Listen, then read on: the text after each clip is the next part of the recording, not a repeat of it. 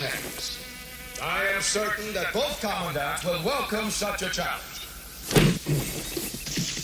Got it. Welcome, film fanatics, to Unsung Stars of Cinema, the show dedicated to shining a much-deserved spotlight on the talents who, despite their memorable performances, often remain just outside the brightest glow of Hollywood's fame. When you hear the name George Gaynes, a very specific image likely comes to mind. It's the face of a bumbling, yet endearing authority figure, with a twinkle in his eye and a knack for getting himself into the most absurd situations. He was a master of the double take, a virtuoso of physical comedy, and a warm, grandfatherly presence who could also be a complete buffoon. But the man we came to know as Commandant Lassard had a life and a career that was far more varied and distinguished than his most famous roles would suggest. He was a global citizen, a World War II veteran, a classical singer, and a prolific actor whose career spanned more than 6 decades. Today, we'll dive deep into the fascinating story of George Gaynes. George Gaynes' story begins not in Hollywood, but in Helsinki, Finland, where he was born George Gaynes on May 16, 1917. His heritage was a true blend of cultures, with a Dutch father and a Russian mother who was an artist. He spent his childhood living and studying in France, England, and Switzerland, an experience that made him a remarkable polyglot.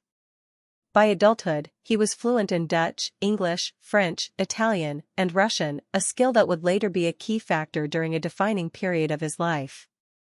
His early passion was for the arts, specifically opera. He pursued this interest seriously, studying at the music school of Milan. However, his artistic career was put on hold by the rise of a global conflict. When World War II engulfed Europe, Gaynes, who was living in France, made a daring escape to the United Kingdom. There, he enlisted in the Royal Dutch Navy, pledging his allegiance to the Allied cause. Due to his language skills, he was quickly assigned as a translator to the Royal Navy. He served aboard ships like HMS Hillary and HMS Wilton, participating in some of the war's most crucial operations, including the Allied invasion of Sicily, codenamed Operation Husky, and the Battle of Anzio in Italy. He was honorably discharged as a sergeant in 1946, having served with valor and distinction. After the war, Gaynes moved to New York City and became a naturalized American citizen. He quickly found his footing on Broadway, where he became a regular presence in both musicals and dramatic plays. He showcased his vocal talent in the original production of the musical Wonderful Town in 1953 and later starred as Henry Higgins in a U.S. tour of My Fair Lady. This stage work was the foundation of his craft, demonstrating a versatility that would serve him well for decades to come. As the 1960s began, Gaynes made a successful transition to the small screen. He became a familiar face to television audiences through roles in popular dramas and sitcoms. He appeared in classic shows like Bonanza, Mission, Impossible, Hawaii Five-0, and Columbo, often playing authoritative or distinguished characters like a doctor, a general, or a politician. He also became a mainstay on daytime television, notably originating the role of mob boss Frank Smith on the legendary soap opera General Hospital. The 1980s brought George Gaynes 2 roles that would define the latter half of his career and introduce him to a new, broader audience. The first was in the 1982 hit comedy Tootsie. In it, he played the flamboyant, womanizing soap opera actor John Van Horn, who hilariously and unsuccessfully pursues Dustin Hoffman's character. His performance was a comedic gem, showcasing his perfect timing and willingness to embrace a truly absurd character.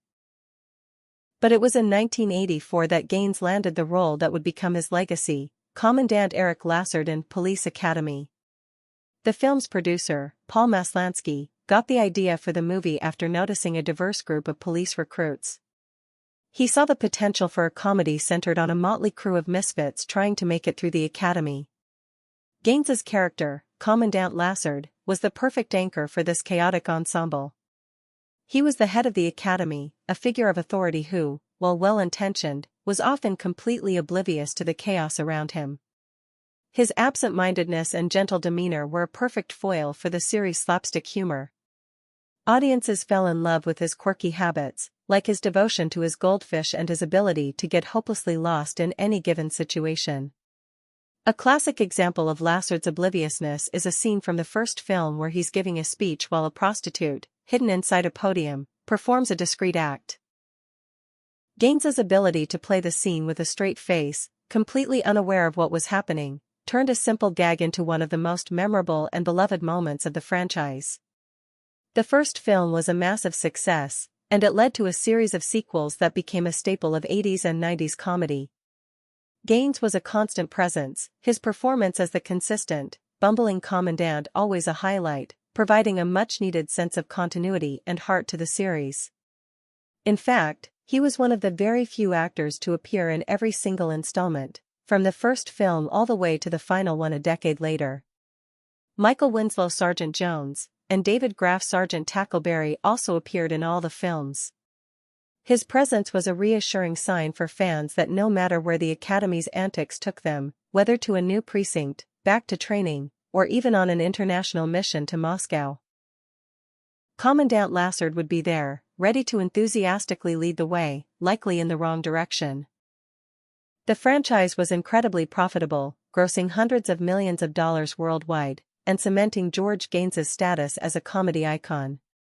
In addition to his film roles, Gaynes captivated a new generation on the small screen as Henry Warnimont on the sitcom Punky Brewster from 1984 to 1988.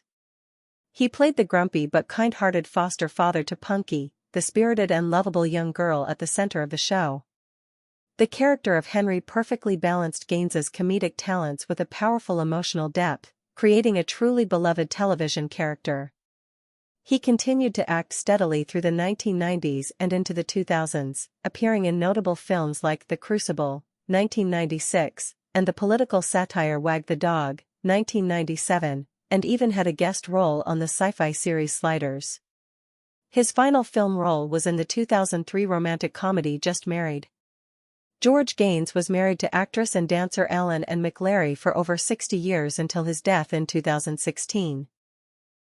Their partnership was a true love story, and they often appeared in projects together, including The Days and Nights of Molly Dodd, where she played his love interest.